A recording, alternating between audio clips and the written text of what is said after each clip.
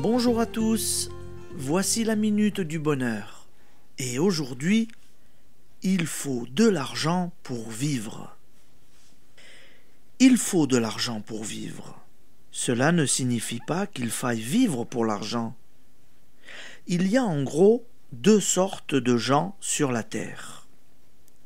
Les uns mettent l'argent au-dessus de tout. Ils ne reculent pour s'en procurer devant aucun effort, et même devant aucune exaction.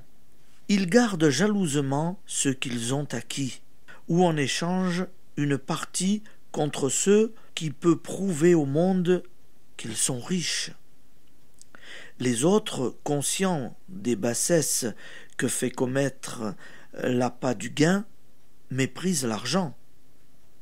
Il suffit qu'un travail puisse honnêtement leur en procurer pour qu'ils créent mentalement toutes sortes de barrières.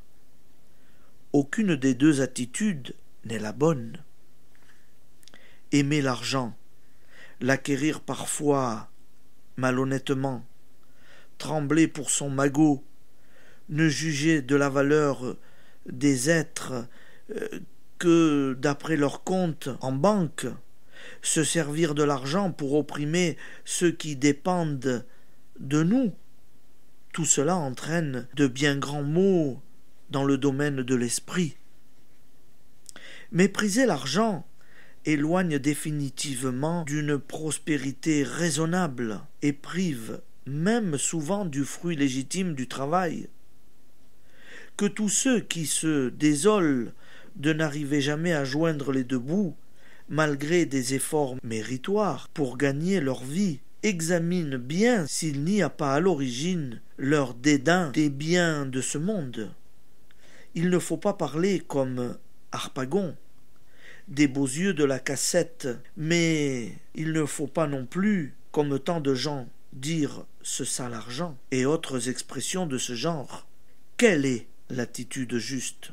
La force créatrice qui est en nous est la source universelle de tout bien. Ces biens sont notre légitime héritage, à condition que nous nous considérions comme un canal à travers lequel ils s'écoulent, donnant comme nous recevons. Car la cupidité est l'une des causes premières des malheurs de ce monde, alors que la générosité engendre les pensées forces les plus fécondes et nous maintient dans le grand courant des échanges fraternels. Application. Dites non à partir d'aujourd'hui à toute pensée de limitation et de gêne. Adoptez une attitude largement réceptive vis-à-vis des biens de ce monde. Mais attention pour tous les êtres autant que pour vous-même. Bonne journée, amis auditeurs, et à demain.